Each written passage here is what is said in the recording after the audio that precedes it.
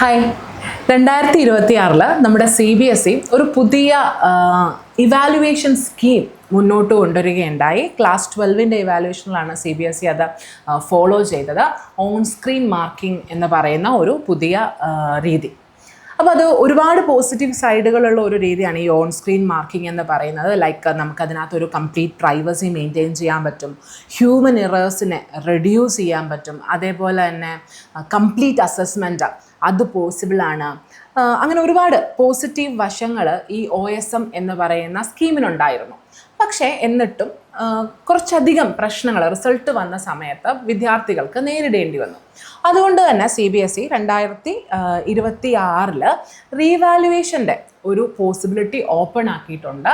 ഇന്ന്, അതായത് 19/5/2026 മുതലാണ് റീവാലുവേഷൻ്റെ വിൻഡോ ഓപ്പൺ ആവുന്നത്. ഓക്കെ, റീവാലുവേഷൻ എന്ന് പറയുന്നത് 2 സ്റ്റെപ്പിലാണ് നടക്കുന്നത്. അതായത് ഒന്നാമത്തെ സ്റ്റെപ്പിൽ നമ്മൾ നമ്മുടെ സ്കാൻഡ് കോപ്പി, നമ്മുടെ ആൻസർ ഷീറ്റിൻ്റെ സ്കാൻഡ് കോപ്പി എടുപ്പിക്കണം. ഓക്കെ, നമ്മൾ ഏത് മെയിൽ ID ആണോ പരീക്ഷയ്ക്ക് കൊടുത്തിരിക്കുന്നത് അതേ മെയിൽ IDയിൽ നിന്ന് വേണം നിങ്ങൾ ആപ്ലിക്കേഷൻ അയക്കാനായിട്ട്. ആ മെയിൽ IDയിലോട്ടായിരിക്കും നിങ്ങൾക്കുള്ള ഇൻഫർമേഷൻസും വരിക. നിങ്ങളുടെ സ്കാൻഡ് കോപ്പി സഹിതം ആ മെയിൽ IDയിലായിരിക്കും വരുന്നുണ്ടാവുക. ഓക്കെ, സോ നിങ്ങൾ ഫസ്റ്റ് സ്റ്റെപ്പിൽ നിങ്ങളുടെ ആൻസർ ഷീറ്റ് എന്ത് ചെയ്യുക, scanned copy of your answer sheet apply ചെയ്ത് വാങ്ങിക്കണം. ഓക്കെ, ഇതാണ് ഫസ്റ്റ് സ്റ്റെപ്പ്. ഈ സ്റ്റെപ്പ് ചെയ്യാൻ, അതായത് സ്കാൻഡ് കോപ്പി നിങ്ങൾക്ക് കിട്ടാനായിട്ട് അപ്ലൈ ചെയ്യാനായിട്ടുള്ള സമയം എന്ന് പറയുന്നത് 19/5/2026 മുതൽ 22/5/2026 വരെയാണ്. ഈ ഫസ്റ്റ് സ്റ്റെപ്പ് പൂർത്തിയാക്കാത്ത ആർക്കും അടുത്ത സ്റ്റെപ്പുകളിലോട്ട് മൂവ് ഓൺ ചെയ്യാൻ സാധിക്കുന്നതല്ല. അതായത് ഫസ്റ്റ് സ്റ്റെപ്പിൽ നിങ്ങളുടെ സ്കാൻഡ് കോപ്പി എടുത്താൽ മാത്രമേ നിങ്ങൾക്ക് വെരിഫിക്കേഷനോ റീവാലുവേഷനോ പോകാനായിട്ട് പറ്റുള്ളൂ. ഓക്കെ, സോ വെരിഫിക്കേഷനാണ് അടുത്ത സ്റ്റെപ്പ്. അത് കഴിഞ്ഞ് റീവാലുവേഷൻ. വെരിഫിക്കേഷനും റീവാലുവേഷനും നിങ്ങൾ ആപ്ലിക്കേഷൻ അയക്കേണ്ട സമയമെന്ന് പറയുന്നത് 26/5/2026 മുതൽ 29/5/2026 വരെയാണ്.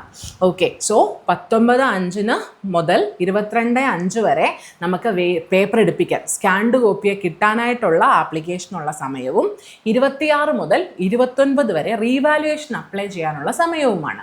ഓക്കെ, ഇനി നിങ്ങൾ മനസ്സിലാക്കേണ്ട വേറൊരു വസ്തുത എന്നതാണെന്ന് ചോദിച്ചു കഴിഞ്ഞാൽ, നമുക്ക് ഒരുപാട് സബ്ജക്റ്റുകളിൽ നമുക്ക് എന്തുണ്ടാവും, ചിലപ്പോൾ നമുക്കൊരു മിസ്മാച്ച് ഫീൽ ചെയ്യുന്നുണ്ടാവും. എത്ര സബ്ജക്റ്റുകൾക്കാണ് നിങ്ങൾ വെരിഫിക്കേഷൻ അല്ലെങ്കിൽ റീവാലുവേഷന് കൊടുക്കുന്നത് എന്ന് നേരത്തെ തന്നെ തീരുമാനിച്ചിട്ട് ആ എല്ലാ സബ്ജക്റ്റും നിങ്ങൾ ആദ്യത്തെ ആപ്ലിക്കേഷനിൽ തന്നെ ഇൻക്ലൂഡ് ചെയ്യണം. അല്ലാതെ ഒരു സബ്ജക്റ്റിന് ഒരു ആപ്ലിക്കേഷൻ, അടുത്ത സബ്ജക്റ്റിന് അടുത്ത ആപ്ലിക്കേഷൻ, അടുത്ത സബ്ജക്റ്റ്, അങ്ങനെയല്ല. അങ്ങനെ ചെയ്യാൻ പറ്റില്ല. നിങ്ങൾക്ക് ഒരൊറ്റ തവണ അപ്ലൈ ചെയ്യാൻ സാധിക്കുകയുള്ളൂ.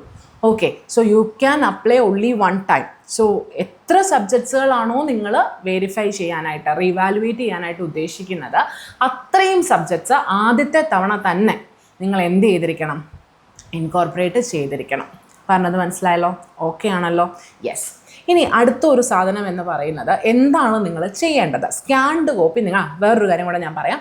ഈ സ്കാൻഡ് കോപ്പിക്ക് അപ്ലൈ ചെയ്യുമ്പം, അല്ലെങ്കിൽ റീവാലുവേഷൻ അപ്ലൈ ചെയ്യുമ്പം, ഇവർ ഫസ്റ്റ് ഓൺ ഫസ്റ്റ് ആ രീതിയിലായിരിക്കും സെർവ് ചെയ്യുക. അതായത് 19-ാം തീയതി ആപ്ലിക്കേഷൻ അയക്കുന്ന കുട്ടികൾ, അല്ലെങ്കിൽ ആദ്യം ആപ്ലിക്കേഷൻ അയക്കുന്ന കുട്ടികൾക്കായിരിക്കും ആദ്യം സ്കാൻഡ് കോപ്പി കിട്ടുക. ഓക്കെ, അതല്ലാതെ നമ്മൾ അവസാനം തൊട്ട് 22-ാം തീയതി നിങ്ങൾ അയക്കുന്നുള്ളൂ എന്നുണ്ടെങ്കിൽ നിങ്ങൾക്ക് അവസാനമായിരിക്കും എന്ത് കിട്ടുന്നുണ്ടാവുക, സ്കാൻഡ് കോപ്പി കിട്ടുന്നുണ്ടാവുക. അതുപോലെ തന്നെ റീവാലുവേഷനും. Okay, so first serve first ആണ്. സോ നിങ്ങൾ ഇങ്ങനെ ഒരു തീരുമാനം എടുത്തിട്ടുണ്ടെങ്കിൽ എത്രയും പെട്ടെന്ന് അതിന് ആപ്ലിക്കേഷൻ കൊടുക്കുക. ഓക്കെ, ഇനി അടുത്ത ഒരു കാര്യം എന്ന് പറയുന്നത് പ്രൈസ്. നമുക്ക് സ്കാൻഡ് കോപ്പി കിട്ടാനായിട്ട് ഇടയിൽ 700 രൂപ കൊടുക്കണം എന്നൊക്കെ പറഞ്ഞായിരുന്നു. പക്ഷേ ഇപ്പം സ്കാൻഡ് കോപ്പി കിട്ടാനുള്ള ഫീ ഈസ് റെഡ്യൂസ് ടു 100. ഓക്കെ, എത്രയിലോട്ട് കുറഞ്ഞിട്ടുണ്ട്? 100 കുറഞ്ഞിട്ടുണ്ട്. വെരിഫൈ ചെയ്യാനും 100 തന്നെയാണ്. ഇനി ഓരോ ക്വസ്റ്റ്യൻ ഇവാലുവേറ്റ് ചെയ്യാൻ നേരത്തെ 100 രൂപ പറഞ്ഞിരുന്നു. പക്ഷേ ഇപ്പോൾ അത് പെർ ക്വസ്റ്റ്യൻ 25 റുപ്പീസ് മാത്രമേ ഉള്ളൂ. ഓക്കെ, 25 രൂപ മാത്രം നിങ്ങൾക്ക് ഒരു ക്വസ്റ്റ്യൻ ഇവാലുവേറ്റ് ചെയ്യാൻ കൊടുത്താൽ മതിയാകും. ഓക്കെ ആണല്ലോ? യെസ്. ഇനി സ്കാൻഡ് കോപ്പി ഞങ്ങൾ എടുപ്പിച്ചിട്ട് ഞങ്ങൾ എന്താണ് ചെയ്യേണ്ടത്? Scanned copy of your answer sheet നിങ്ങളുടെ കയ്യിൽ കിട്ടിക്കഴിഞ്ഞാൽ CBSEയുടെ വെബ്സൈറ്റിൽ നിങ്ങൾക്ക് ക്വസ്റ്റ്യൻ പേപ്പർ കിട്ടും. അതേപോലെ തന്നെ സ്കീം ഓഫ് ഇവാലുവേഷൻ അവർ കൊടുത്തിട്ടുണ്ടായിരിക്കും. ഈ സ്കീം എടുക്കണം, ക്വസ്റ്റ്യൻ പേപ്പർ എടുക്കണം, നിങ്ങളുടെ ആൻസർ ഷീറ്റിൻ്റെ സ്കാൻഡ് കോപ്പി എടുക്കണം. എന്നിട്ട് നിങ്ങൾ ഓരോ ചോദ്യങ്ങളായിട്ട് വെരിഫൈ ചെയ്യണം. അതായത് നിങ്ങളുടെ സ്കീമിൽ കൊടുത്തിരിക്കുന്നത് തന്നെയാണോ നിങ്ങളുടെ ആൻസർ ഷീറ്റിലും വന്നിരിക്കുന്നത്. ഓക്കെ, ഈ രീതിയിൽ ഇവാലുവേറ്റ് ചെയ്തതിന് ശേഷം മാത്രമേ റീവാലുവേഷൻ എന്നുള്ള ഒരു ഓപ്ഷനിലോട്ട് നിങ്ങൾ പോകാവൂ.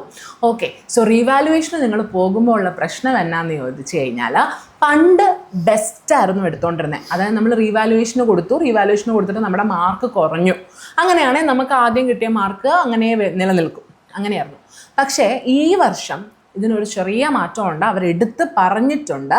ഓക്കെ, സോ നിങ്ങൾക്ക് വന്നിട്ടുള്ള നോട്ടീസിനകത്ത് CBSE എടുത്ത് പറഞ്ഞിരിക്കുന്ന ഒരു സ്റ്റേറ്റ്മെൻറ്റ് ദേ ഇങ്ങനെയാണ്: a decrease of even by 1 mark shall be affected.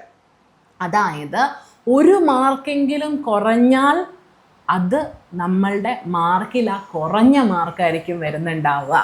Okay, അതായത് റീവാലുവേഷൻ ചെയ്യുമ്പോൾ മാർക്ക് കുറയാനുള്ള സാധ്യതയുണ്ട്.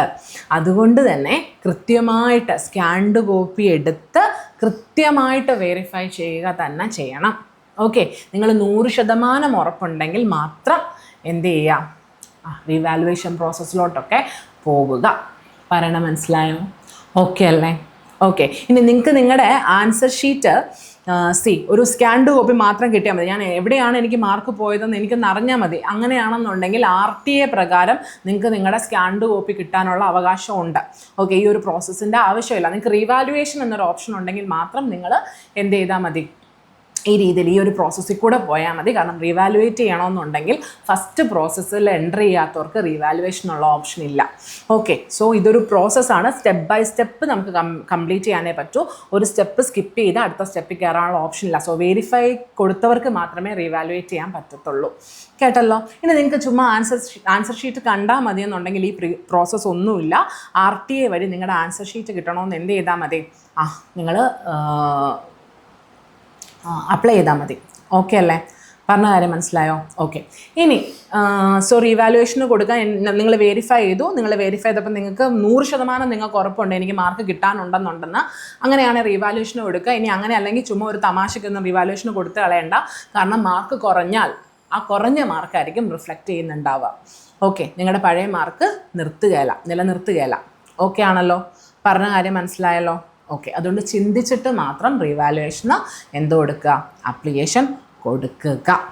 ഓക്കെ, നിങ്ങളുടെ ആപ്ലിക്കേഷൻ്റെ സ്റ്റാറ്റസും ബാക്കിയുള്ള കാര്യങ്ങളും ഒക്കെ നിങ്ങളുടെ രജിസ്റ്റേർഡ് ഇമെയിൽ IDയിൽ അല്ലെങ്കിൽ നിങ്ങളുടെ ആ ഒരു ലിങ്ക് ഉണ്ടല്ലോ, നിങ്ങളുടെ ആ ഒരു ലോഗിൻ ഡീറ്റെയിൽസ് ഉണ്ടല്ലോ, അതിനകത്ത് എന്ത് ചെയ്തിട്ടുണ്ടാവും, അപ്ഡേറ്റ് ചെയ്യുന്നുണ്ടാവും.